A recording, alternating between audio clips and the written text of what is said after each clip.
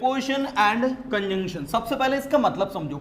I can't say him anything besides Ravi, comma, besides Ravi के बाद comma लगेगा, बिसाइड्स रवि। अब कॉमा बोलना नहीं है, उसके लिए रुकना पड़ता है। मान लीजिए मैं अभी पढ़ा रहा हूं, है ना, और मैं जस्ट पंखे के नीचे खड़ा हूं और पंखा मेरा जस्ट ऊपर। सबसे पहले हम लोग देख रहे हैं prepositions and conjunctions, right? Prepositions and conjunctions. Let me explain you the difference between preposition and conjunctions. सबसे पहले इनके बीच में अंतर को देख ले कि दोनों के बीच में अंतर क्या है और ये कैसे फंक्शन करते हैं।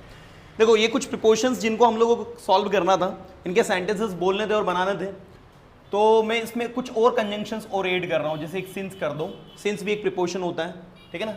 इसके बाद एक लिख देता हूं मैं आप लोगों को बिफोर, एक लिख देता हूं मैं यहां पर आफ्टर, एक लिख देता हूं मैं टिल, ठीक है ना। तो ये कुछ कंजंक्शंस है जो आपको मैंने कहा था कि भैया इनके सेंटेंसेस बनाने हैं। अब आप मिलाना, कुछ लोगों ने बनाया भी, आई नो दैट, सही भी बनाया, कुछ लोगों से बने भी नहीं ओवरऑल। देखिए, प्रीपोजिशन एंड कंजंक्शन। सबसे पहले इसका मतलब समझो। प्री प्लस पोजीशन, क्या मतलब हुआ? प्री मतलब होता पहले और पोजीशन मतलब होता स्थिति। तो वे शब्द जो नाउन या प्रोनाउन के आगे लगकर उनकी स्थिति को बताए। The words which are used before any noun or pronoun to show its relation with other noun and pronoun। वे शब्द जो किसी नाउन या प्रोनाउन के आगे लगकर उसकी स्थिति को बताने का काम करता है, क्या कहलाते बताऊं? अरे प्रीपोजिशन कहलाते हैं भाई, ठीक है। देखो, आपने जैसे कहा, देखना, ध्यान देना, सारे के सारे स्टूडेंट ध्यान देना। मैंने कहा the kite is flying above us। अब इस सेंटेंस में देखो, ये जो काइट है, काइट मतलब क्या होता है? यू अंडरस्टैंड, पतंग, है ना। इस फ्लाइंग क्या हो रही है? उड़ रही है। कहां उड़ रही है?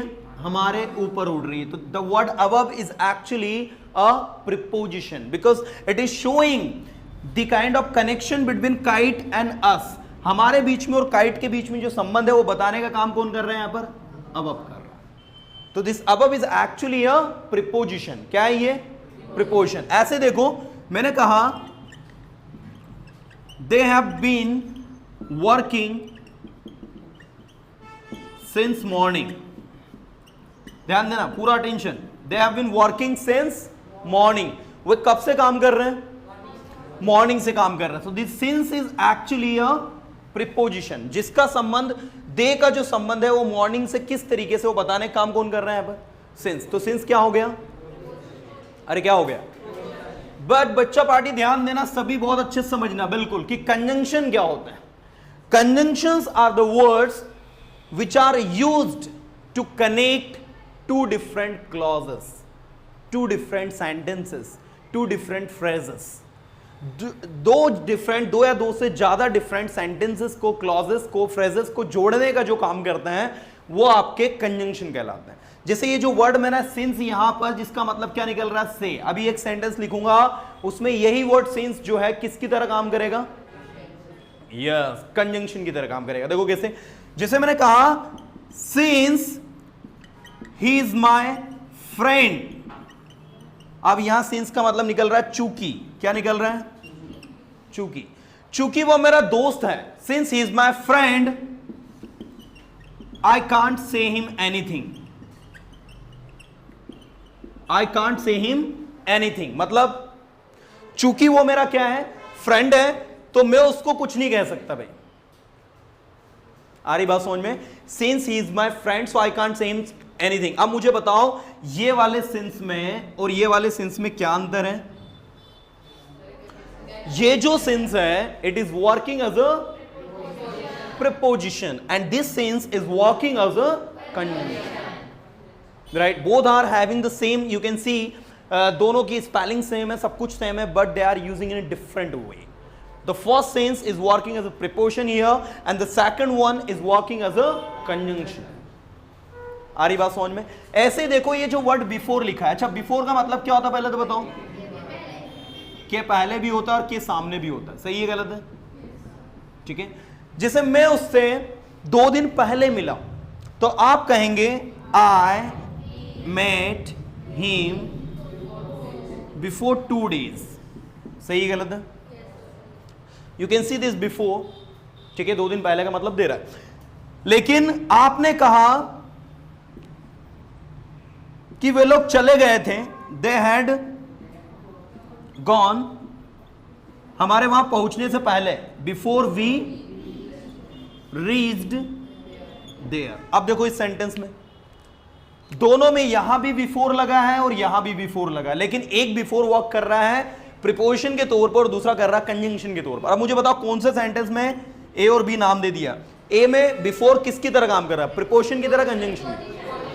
अलग ही दिख रहा है, प्रीपोजिशन की तरह, क्योंकि 2 डेज का कनेक्शन बता रहा है आई से।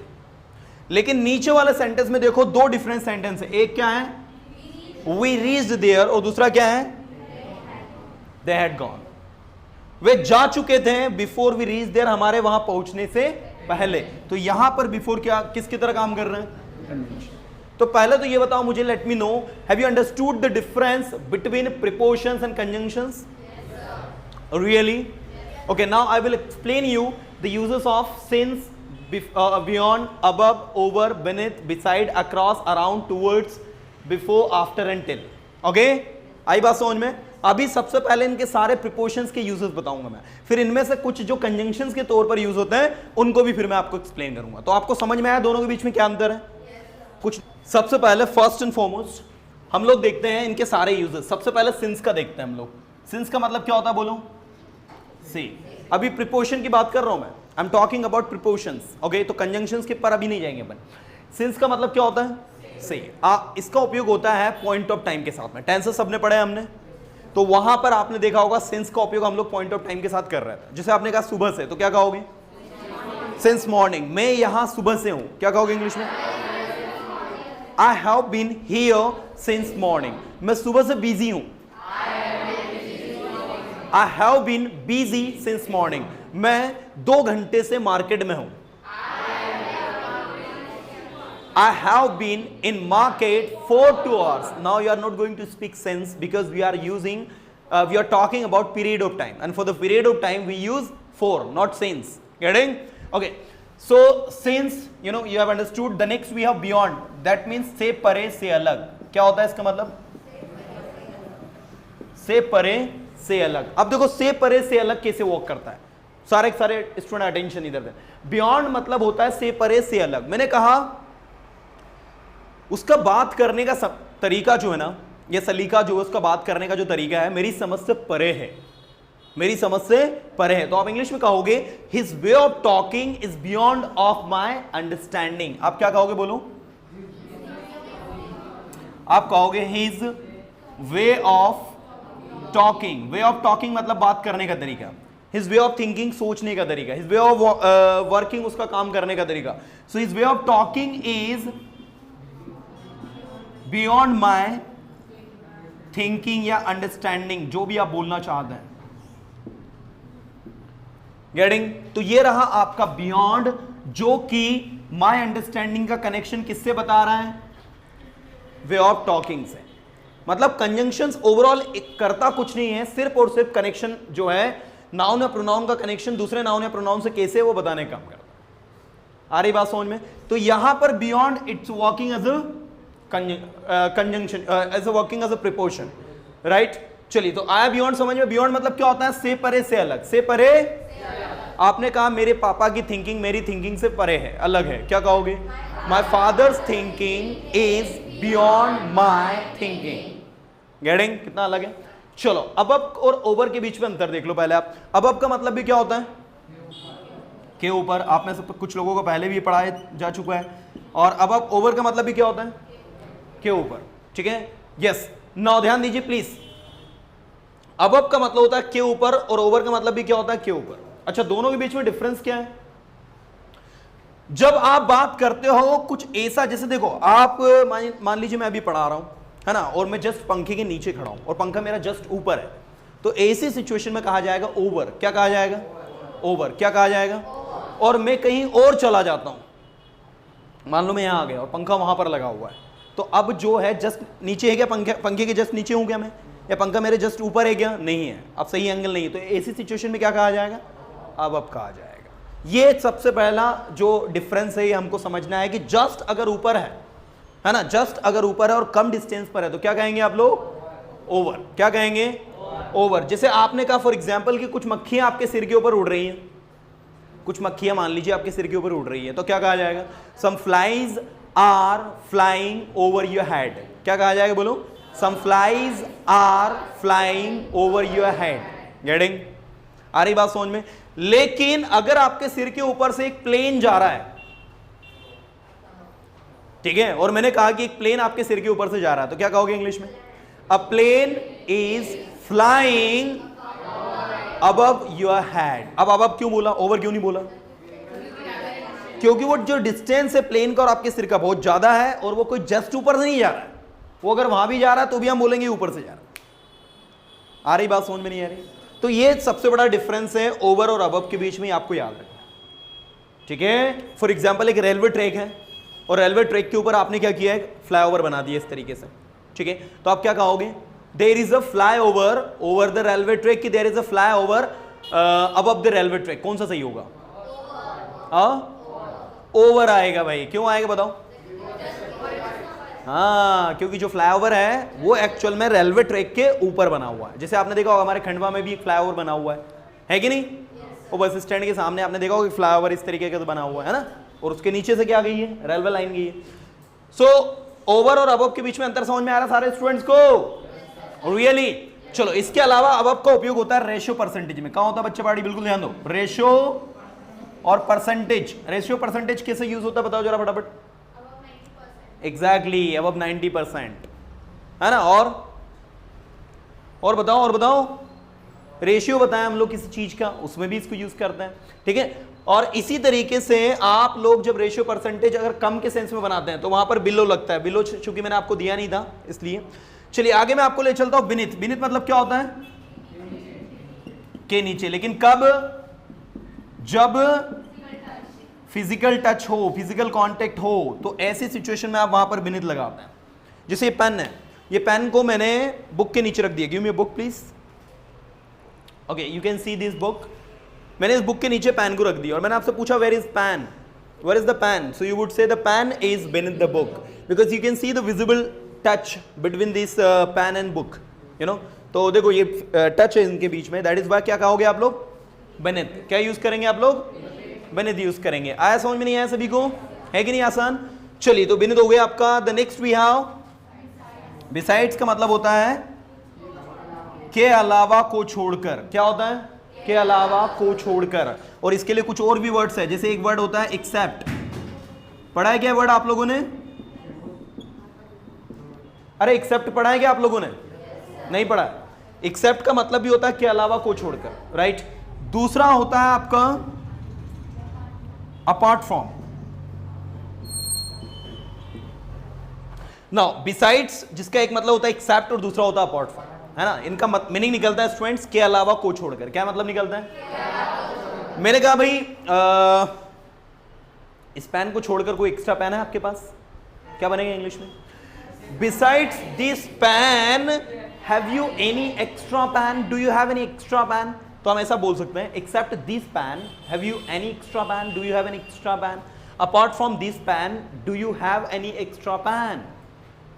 ऐसे मैंने कहा रवि को छोड़कर आज सभी उपस्थित है। बोलिए इंग्लिश में क्या बनेगा? Besides Ravi comma, besides Ravi के बाद कॉमा लगेगा। बिसाइड्स रवि, अब कॉमा बोलना नहीं है, उसके लिए रुकना पड़ता है। मेरे पता लगे besides Ravi comma everybody is present. Yes, we Indian can do anything. हाँ, तो ऐसा नहीं करना है। क्या बोलना है? बोलो। Besides Ravi everybody is present today. It means Ravi is absent today, right. इस तरीके से। चलो भाई आगे देखते हैं। अक्रॉस मतलब क्या होता है? बोलो। आर पार, और दूसरा होता है सभी दूर। क्या होता है? अच्छा, ये थोड़ा समझो, इसमें बच्चे काफी कंफ्यूज होते हैं। अक्रॉस को यूज कहां करना है? देखो, एक खाली मैदान है, अब उस खाली मैदान से निकल कर जा रहे हो तो वहां पर अक्रॉस लगेगा। क्या लगेगा? आपने कहा कि मैं इस मैदान से होकर गया, मैं इस मैदान से होकर गुजरा या गया, तो आप इंग्लिश में कहेंगे I went across this ground, across this. लेकिन अब थोड़ा ध्यान देना, अगर उस ग्राउंड में घास लगी बहुत बड़ी बड़ी घास लगी और फिर उससे आप होकर गुजरे, तो आप क्या बोलेंगे फिर? I went through this grass. ठीक है, अब दोनों के बीच में मुझे डिफरेंस बताओ, क्या अंतर है? एक में आप जो ग्राउंड था खाली था, उसके अंदर कोई घास नहीं थी, उसके ऊपर से आप चल के निकल के गए, तो आपने क्या कहा? अक्रॉस। और जब आप घास से निकलोगे तो ऑब्वियसली घास के ऊपर से थोड़ी जाओगे, उसके अंदर से जाओ, घास तो बड़ी बड़ी है। तो ऐसे ही मान लो यहां पर फॉरेस्ट होता तो भी क्या लगता? अरे क्या लगता? थ्रू। तो मुझे बताओ क्या अक्रॉस और थ्रू में अंतर समझ में आया? थ्रू का भी यूज करते हैं जब उसके अंदर से निकल के जाए। जैसे मान लो एक ट्रेन है, वो टनल से होकर गुजर रही है, सुरंग से होकर गुजर रही है, तो train went through the tunnel की वेंट अक्रॉस द टनल, क्या बोलोगे? ऐसे। आ रही बात समझ में? नहीं आ रही है? पक्का? चलो दूसरा आपको बता दूं मैं स्टूडेंट्स, अक्रॉस का यूज होता है सभी दूर। क्या होता है? जैसे मैंने कहा खबर पूरी दुनिया में फैल गई है, तो क्या कहोगे? The news has spread. Spread मतलब होता है फैलना, इसकी थर्ड फॉर्म भी स्प्रेड ही होती है। The news has spread across the world. Across the world. आ रही क्या बात समझ में? The news has spread across the world, मतलब न्यूज जो है वो कहां फैल गई है बताओ? पूरी दुनिया में फैल गई है, सभी दूर फैल गई भाई न्यूज। समझेगी नहीं? ऐसे। तो अब मुझे बताओ अक्रॉस समझ में आया सबको? अच्छा, अराउंड का मतलब बताओ?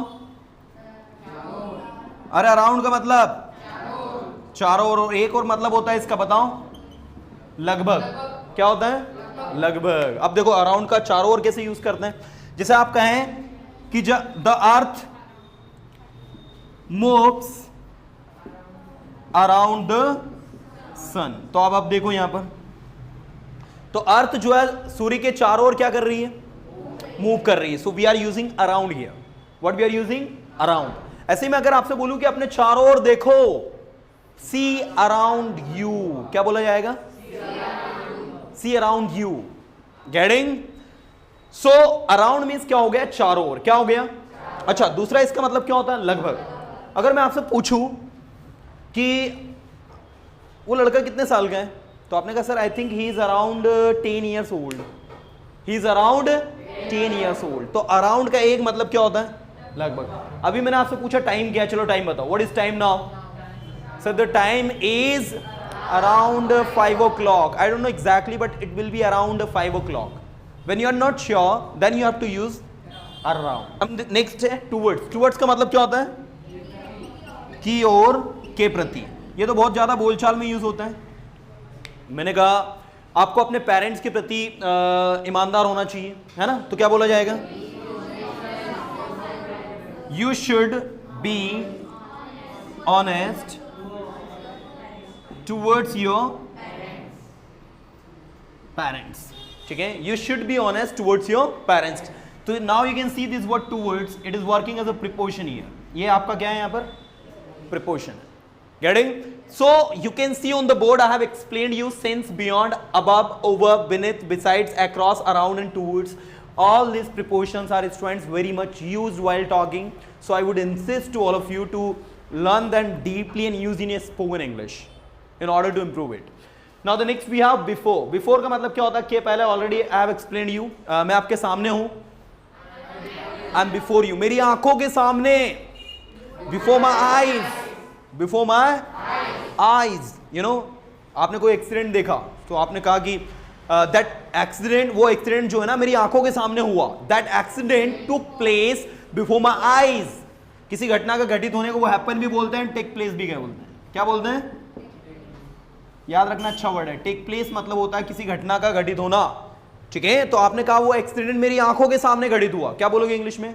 That accident took place before my eyes.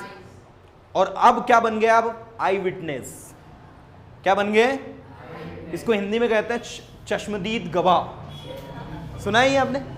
Movies में ये वर्ड यूज होता है, चश्मदीद गवाह। चश्मदीद गवाह means the one who was present when something happened, you know, it's called I witness. अच्छा वर्ड है, याद रखना। आई विटनेस स्पेलिंग क्या है? याद रखोगे? That is I witness, it's called चश्मदीद गवाह, है ना? चलो भाई, तो बिफोर हो गया हमारा, है ना? इसके बाद है आफ्टर। आफ्टर का मतलब क्या होता है? के बाद।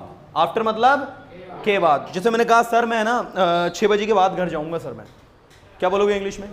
Sir I will go home after 6 o'clock। Sir I will go home after 6 o'clock। ठीक है सर, मैं ना 6 o'clock के बाद घर जाऊंगा, क्योंकि अभी क्या है मेरे पास टाइम नहीं है, समय नहीं है, और है ना मुझे थोड़ा सा काम है, इसलिए मैं 8 o'clock तक नहीं बैठ सकता। I can't sit up to 8 o'clock, I have to go after 6 o'clock। So you can see after 6 o'clock मतलब 6 बजे के बाद। समझे कि नहीं? आगे देखो, टिल मतलब क्या होता है बताओ? अरे टिल यानी क्या होता है? तक। मैंने कहा भाई ये काम 10 बजे तक कंप्लीट करो, complete this work till 10 o'clock। I don't know how you are going to do it, but you have to complete this work 10 o'clock anyhow. I don't know how you are going to complete this work, but I just want complete this work anyhow up to 10 o'clock, by 10 o'clock, till 10 o'clock. By का मतलब भी क्या होता है? तक। till का मतलब भी तक, और एक होता है वर्ड आपका up to। आपने देखा हो दुकानों पे लिखा होता है जब कोई सेल होती है तो up to 50% डिस्काउंट। चलिए भाई अब मुझे बताओ, समझ में आया क्या सभी को? अरे आया नहीं आया? क्लिक हुआ क्या? पक्का? चलो इसमें कुछ नोट करना हो तो फटाफट कर लो जरा।